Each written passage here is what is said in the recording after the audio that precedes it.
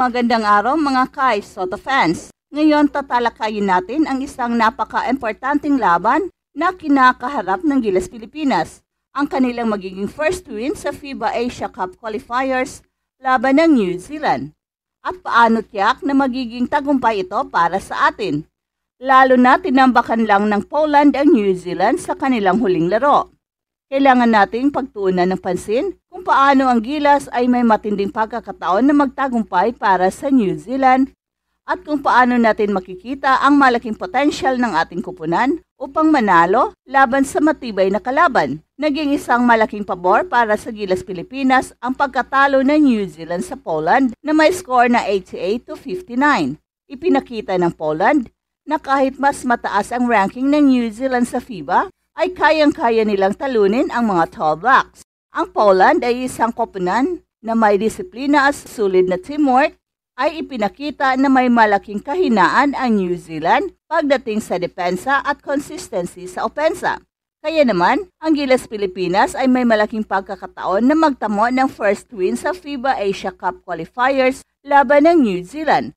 Sa huling laro ng New Zealand laban sa Poland, ipinakita ng Poland ang kanilang kagalingan sa opensa at sa depensa. Si Michal Sokolowski ng Poland ay nagpakita ng mahusay na performance na naka-score ng 21 points, kasama ang mga crucial 3-pointers na siyang nagpatigil sa momentum ng New Zealand. At hindi lang sa opensa nangyari ito, kundi pati na rin sa depensa.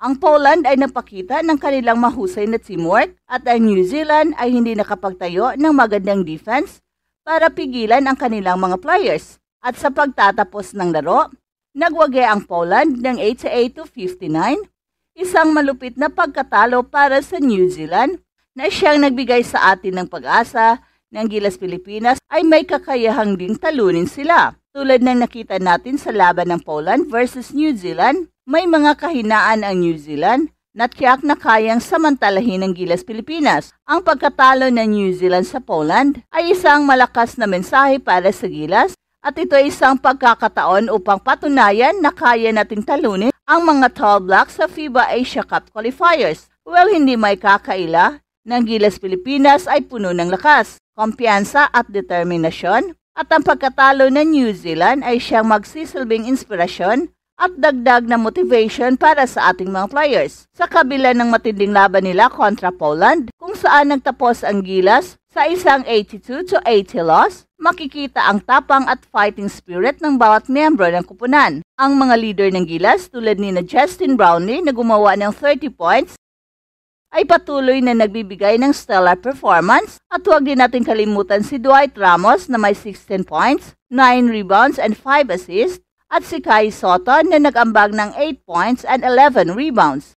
Ang pagkatalo ng Gilas sa Poland ay hindi nagbigay ng pagkatalo sa moral ng kupunan, bagkus ito ay nagpalakas at nagbigay ng bagong lakas at determinasyon para sa kanila upang magtagumpay sa kanilang susunod na laban. Ang New Zealand, bagamat isang malakas na kupunan, ay may mga pagkukulang na nakita ng Poland at tiyak na pwedeng pagtuunan ng pansin ng Gilas. Kung titingnan ang laro ng New Zealand laban sa Poland, nakalagay na meron silang mga kahinaan na pwedeng gamitin ng Gilas sa kanilang pabor. Halimbawa, ang New Zealand ay nahirapan sa paghawak ng bola at sa pagtatanggol sa mabilis na mga pag-atake. At ngayon sa pagbabalik ni Kai na isang napakagaling na shot blocker at interior presence sa ilalim ng ring, tiyak na magiging malaking banta sa New Zealand ang ating mga big men. At hindi rin maiiwasan ang naturalized players na sina Justin Brownlee at Ange Kwame na magiging malaking advantage sa front court at sa scoring power.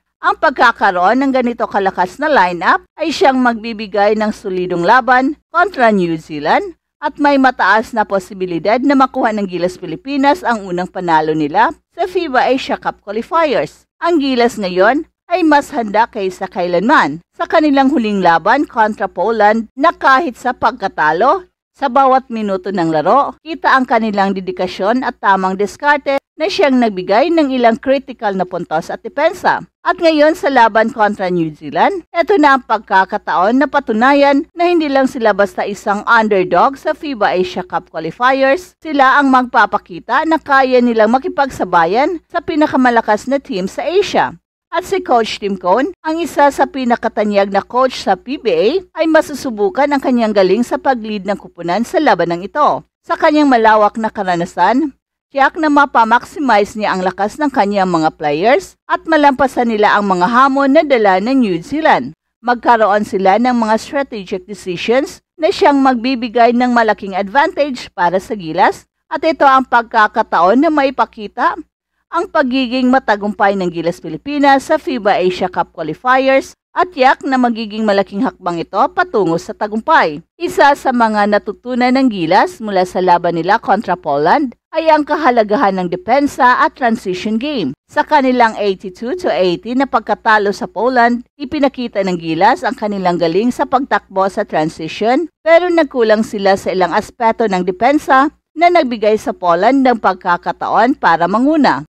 Gayunpaman, ang Poland ay may parehong strength na kailangan ng Gilas upang talunin ang New Zealand. Isang solid na defense, mahusay na rebound at mabilis na transition. Kung ang Gilas ay makapagpatuloy sa pagpapakita ng mga aspeto ng laro tulad ng ginawa nila kontra Poland, may malaking posibilidad na ang Gilas ay magwagi laban sa New Zealand. Hindi lang tayo magaling sa opensa, kundi meron tayong kahusayan sa fast breaks at may mga shooters na kayang magbigay ng puntos sa tamang pagkakataon. Sa lahat ng mga positibong aspeto na dala ng Gilas Pilipinas, eto na ang pagkakataon para ipagmalaki ang ating bansa. Magkakasama ang mga superstar players, ang determinasyon ng bawat isa at ang tamang diskarte ng isang maestro tulad ni Coach Tim Cone. Magiging hype at full of energy ang bawat laban nila at asahan natin na isang malaking panalo ang matamo ng Gilas Pilipinas laban ng New Zealand.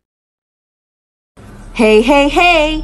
Attention mga kapatrol! Get ready for an epic giveaway! Once Express Info hits 150k subscribers, one lucky winner will win the incredible Oppo Reno 11F 5G smartphone. Here's how to join. Step 1. Subscribe to Express Info right now. Step 2. Like this video. Then step 3. Comment anything good and positive about our idol Kai Sotto. Super easy. Just subscribe, like, and comment.